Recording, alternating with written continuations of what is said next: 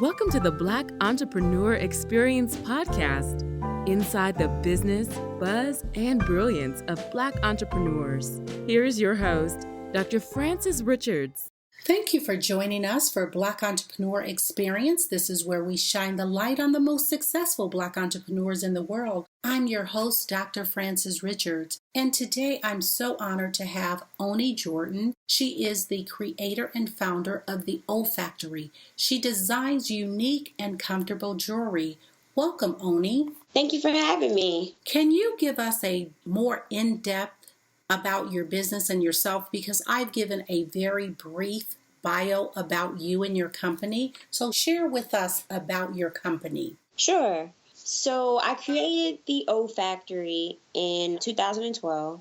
Officially, I learned how to make jewelry from my mom. My mom went to FIT in New York, where I'm originally from New York. That's where we started out. She explained to me how to make jewelry, how to make unique pieces, how to make things that simply stood out, So when I get into making jewelry, what I use for my inspiration is things that go on in our everyday lives. I try to make controversial pieces that spark up a conversation, anything that pretty much lets us know, keeps us aware of what's going on, and just definitely statement pieces. So that's in a nutshell, that's how we sum it up.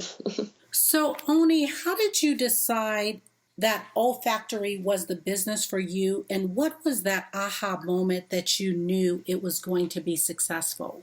The aha moment that I had is when I did my first show by myself, and I did it for my homecoming. It was 2013 of my homecoming at my school. They had a pop-up shop and a /day party. And a lot of people came out and they supported, and they were like, "Oh, I'm really proud of you. You did a really good job for this to be your first show." And I was like, "Oh, well, thank you." And I really appreciated that. A lot of the feedback that I got back from people gave me a lot of hope to let me know that I can really do this. And so how do you define success? What does that look like for you, and how long did it take to manifest Oni in your life? So we want you to define, what does success mean to you? Because we all have a different definition of success. Right. So I would like you to share with the audience, what does success means to you personally? And how long did it take to manifest in your life? To me, success is being able to provide for your loved ones, being able to be in a comfortable space mentally and physically, being able to say that you're genuinely happy. I define that personally as honestly knowing myself, knowing my abilities to be a better me, knowing that I'm my own competition, and knowing that the best thing that somebody can give you is, inspiration. So I feel like if you have inspiration, you have ambition, that's being successful to me, as long as you're happy within yourself. And along with, of course, having income and residual income, things of that nature. So are you operating O Factory as full-time, or are you doing it as a side hustle? No. So I call my business my second full-time job. It's also my full-time job. I do have a full-time job as well. I do work a 9 to 5 also. However, my business is also my 9 to 5. This also provides it does have income. So I love to say it's also my full-time job. I hate saying, "Oh, it's my side hustle." It's my side hustle. I'm not really giving it my 100% all. To me, my full-time 9 to 5 job supports my business. So I don't want to say, "Oh, I work and then I have my side job." Really, my 9 to 5 that comes second. My business comes first because it provides. And I look at my business as being my long-term, because I know it has potential to take care of me way more than my 9 to 5. Absolutely. And thank you for that. And Oni, what is a daily or weekly habit that you do consistently that has given you the greatest success? Honestly, watching YouTube videos, DIYs, learning more from other entrepreneurs and creatives. That's something I do weekly, making sure I'm keeping up with my craft, trying different techniques. So what is one valuable lesson you wish you knew before starting your business? A few valuable lessons that I wish I knew. To start, I would say planning ahead of time.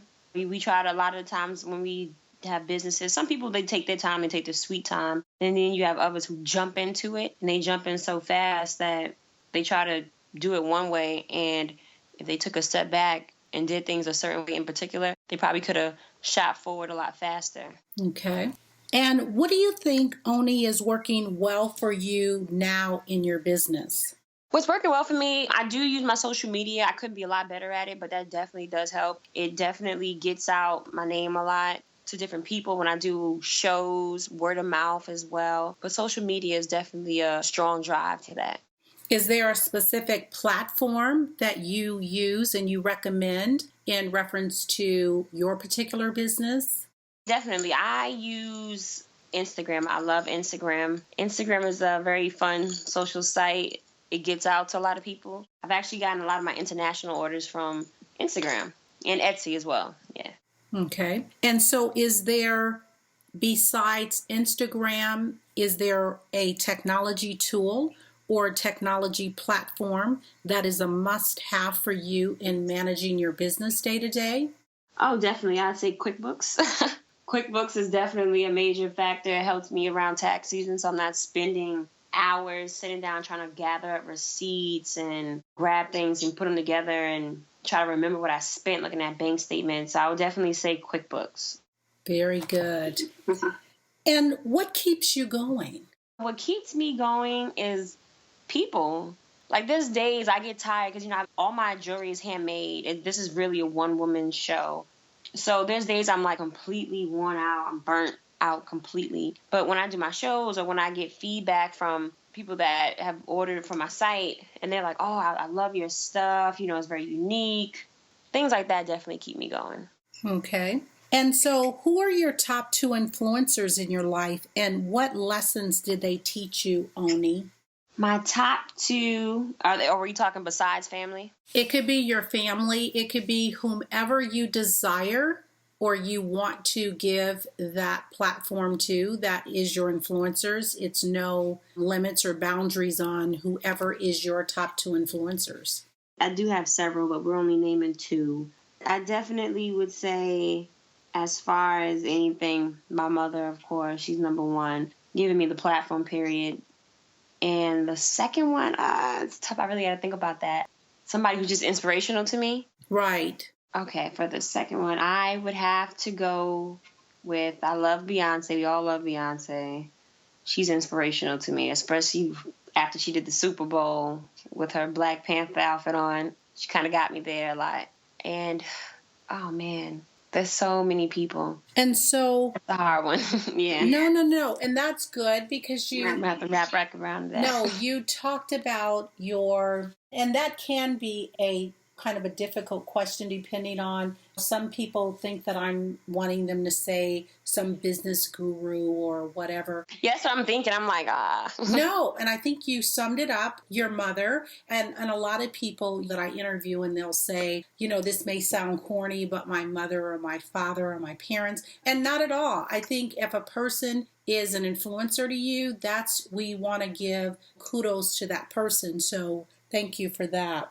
So where do you see the direction of your business within the next 2 years? So in the next 2 years, I definitely want to see my business grow as far as way more on social media. I've seen several businesses blow up off social media, off the images, off the quality of their work. So I would definitely want to see more celebrities, people who are activists, things of that nature. Yeah. Okay. And how do you blend your personal life, your family life with your business? I blend it pretty well because everybody that knows me knows that I have the O factor. They know that it's a part of me. They know that I'm a creative person. They know, okay, Oni is into fashion. She knows how to put pieces together, having a particular unique look. That's what I really try to strive for, if anything. People who know me know that I blend it well. When I go out, I wear my own stuff most of the time. I always try to incorporate my business with myself because it's me. That this is my face. The O Factory is my face, and it's my name, pretty much. It is. So that's how I put it together. I just always try to consistently wear my stuff. I have my cards on me and just let people know, like, this is a part of me. So let's kind of shift gears, Oni, and let's talk about risk or failures. What is that worst moment in your business, and what was that takeaway? One of the worst moments in my business was definitely when I first started out For instance, of packaging, something that people don't think is not a big deal, but it really is a big deal. I had shipped off some stuff and I didn't ship it off the right way. So certain things got broken in the mail and it was just a whole fiasco. Some people are willing to work with you. Some people get upset. It just depends, really. But that was one thing that pretty messed me up. And sometimes money. Sometimes in the beginning, you don't have enough to start. You know, you can have enough to do the show, but you don't have enough to buy the materials to do the show. So things like that can happen. And you know, thank you for sharing about the worst moment in your business. And you're absolutely correct when you talk about packaging. And my daughter-in-law actually majored in packaging. And when I would tell individuals that my daughter-in-law is in and she landed a job into packaging, and they would say exactly the conversation you were alluding to, and they said, "What is packaging?" And it sounds kind of silly, but it's something that we look at every day and we just take it for granted. And I think that we as African Americans, sometimes we have to look at things that are so simple because we're looking at this grandiose idea, this pie in the sky that's going to take us to the next utopia. And when you look at how people are extremely successful in business, is some of the most simplest things that and you're just like, oh, I could have thought of that. And you could have.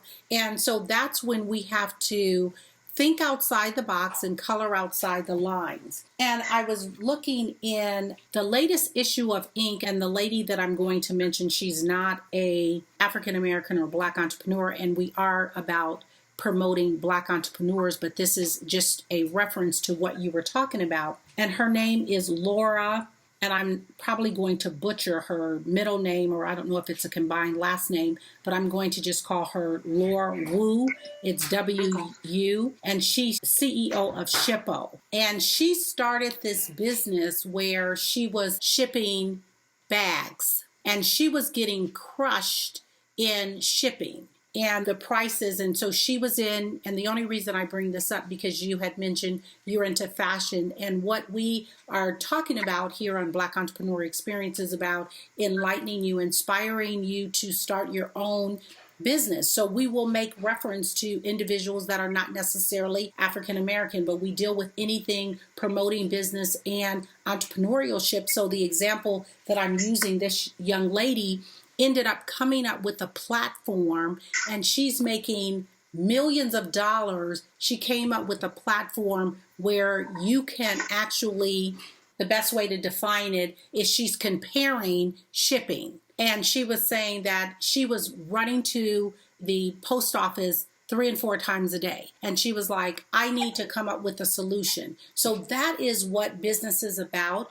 Coming up with a solution, solving a problem. So I just wanted to share that was an example that I just finished reading that and wanted to bring that to the forefront. Definitely. Yeah. Speaking of entrepreneurs in our community, Oni, what can we do, or what responsibility do you feel that you have as a business owner to ignite the fire within our community to inspire more folks that look like us to become entrepreneurs? Well, there's many things that do that, and that's going on right now that make you want to go buy more into your culture, especially with shootings of these Black boys and these Black females. It's like, you know what? The only way to really hurt other people trying to hurt us is to hit them in the pockets, to, you know, bring our dollars and put them into our own communities. So things like that inspire me to want to buy Black and keep things in our community.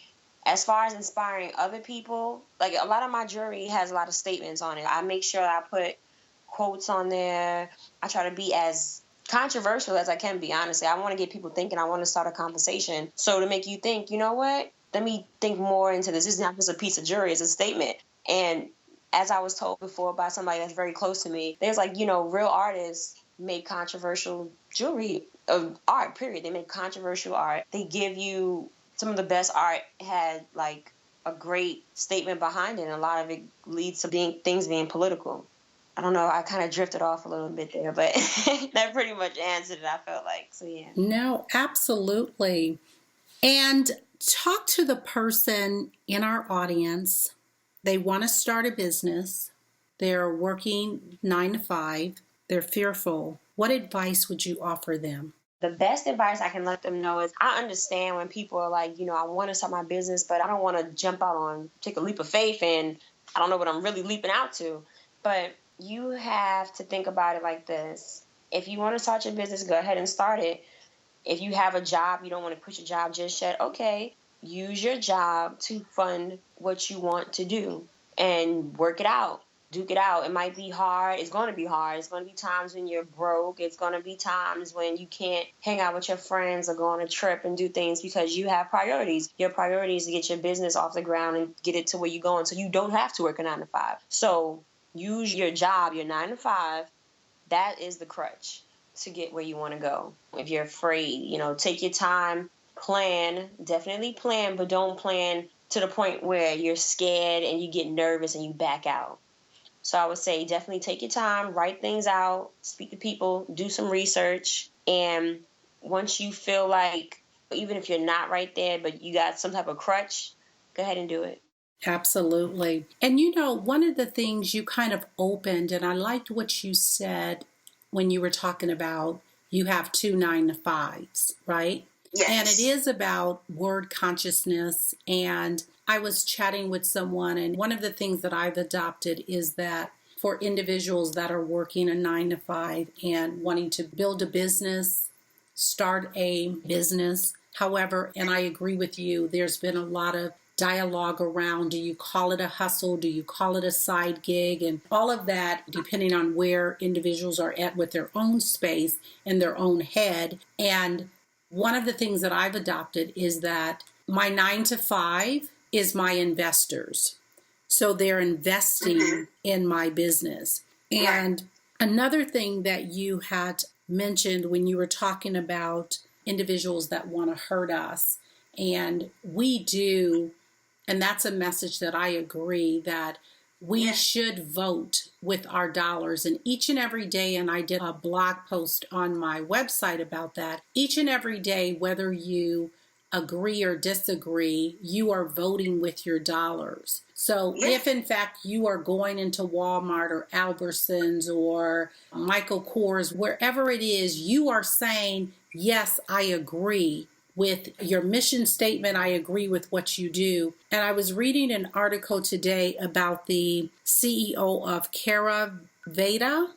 It's a Black-owned business, and the gentleman sells hair products. I believe he's out of Dallas. I hope I haven't butchered this story. But he actually had all of his products removed from that Chinese beauty supply store that was choking the Black customer. Yeah, I seen that, yeah. Right. And so I think that, again, a lot of individuals could say he shouldn't have done that or whatever. But I think, again, that was a very conscious decision that he made. And, that I think it was good that he's saying, no, we don't have to tolerate this type of behavior. And I was listening, we're talking about fashion and beauty, and I think about the story with Sundial, and they were talking about Shea Moisturizer, and it was a lot of controversy around that. And I was chatting with another entrepreneur, and I was saying, what's going on with the uproar? And I guess for me, one of the reasons why I was not surprised is because I was reading an article in Fast Company about this gentleman who started this company, and he was on a mission to ensure that his products were removed from the ethnic sections of the store. So this was not a surprise for me because I had read about what he was trying to accomplish. Right, prior to. Right. And so that was his mission. I'm not saying whether it's good, bad, or indifferent. Again, you as the consumer must decide if you're going to vote and continue to support his business. And all I'm saying is that that was the direction that he had purposed in his mission for a very long time. It's just like, when you think of Michael Kors or anyone, when they are building their business, they have a specific avatar, a specific market in mind. And so you may not fit their avatar. They're okay if you buy their Michael Kors purses, but you may not have been. I don't believe that I was the marketing person or the avatar that Michael Kors was looking for. Now, Michael Kors doesn't care who buys his bags, but when he was putting together his business plan, he had a specific marketing person, a particular demographics, like you said, avatar, this one person he's speaking to purchase his bags. And that's what we have to do as entrepreneurs. We have to be very purposeful in who is our market and who are we talking to. Right.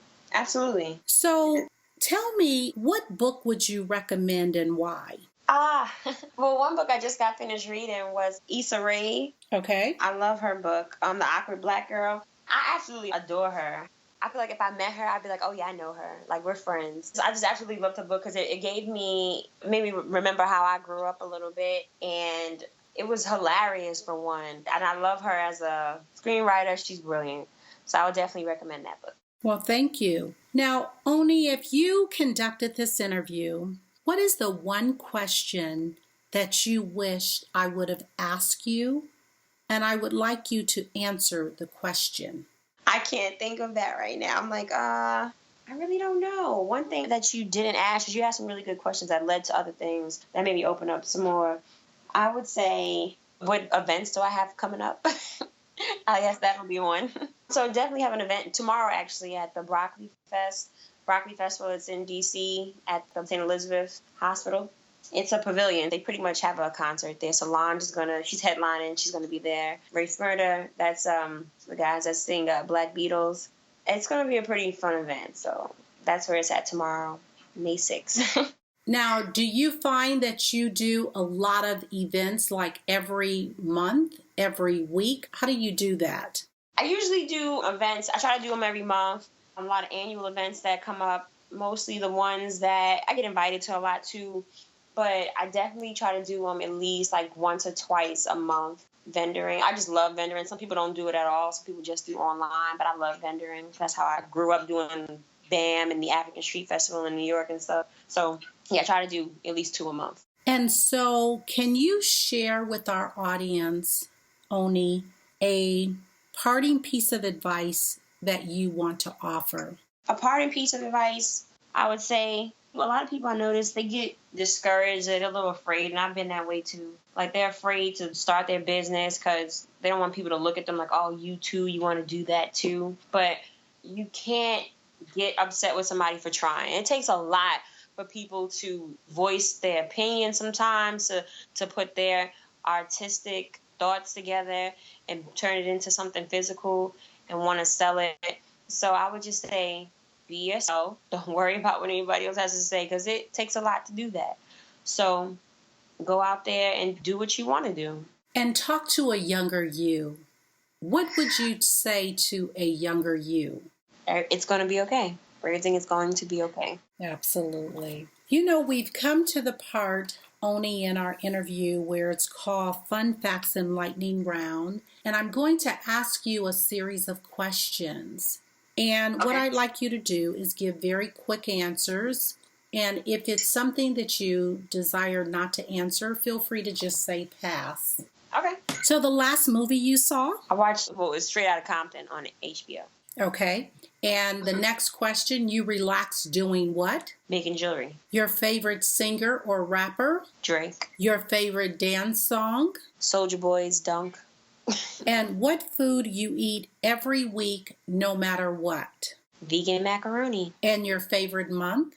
March. Absolutely. We've concluded the lightning round. And so in closing, I want to thank you for being on Black Entrepreneur Experience. And can you tell the audience what is the best way for them to connect to you? The best way to connect to me would be on Instagram.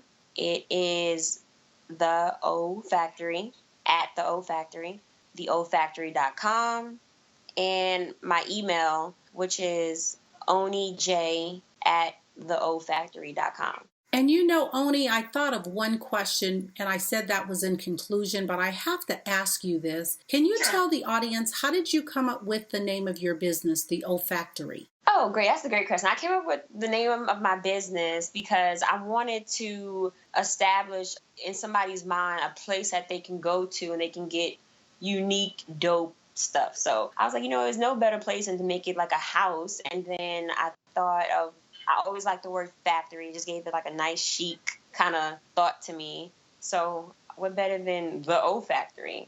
So I got one of my friends who was a graphics major. I was like, hey, can you make this logo for me? I really want an O in the middle of a factory with smoke coming out of it. And he's like, yeah, sure, I got you. I'll make it for you. And that was it. The O Factory. It's my house. And that's a wonderful name because you think about back in Oprah's heydays, they used to say the O Factory. Oh, really? I didn't know that. It was not the factory, but it was the O Factor. And so that was, it was the O effect. And so when I saw the name of your business, even though I know what a factory is, I just thought of the O Factor because they would say everything that she touches turned to gold. And that was the O Factor. So I know yours is the O Factory, but it's interesting what comes to people's mind when they think of certain things. So Oni, again, I thank you so much for your time. Thank you. And so appreciate you taking time out of your busy schedule to join us. And if there's anything that we can do to elevate or support your business, don't hesitate to reach out to us at #BEE podcast. Great. I appreciate that. I'll keep that in mind. Thank you. That's a wrap. Thank you for listening and subscribing to Black Entrepreneur Experience. We would love for you to leave a review and rating on iTunes and share with your friends. For show notes and more episodes, go to www.beepodcast.com. Join us next Wednesday, and remember, green is the new black. So keep your bank accounts and your business in the black.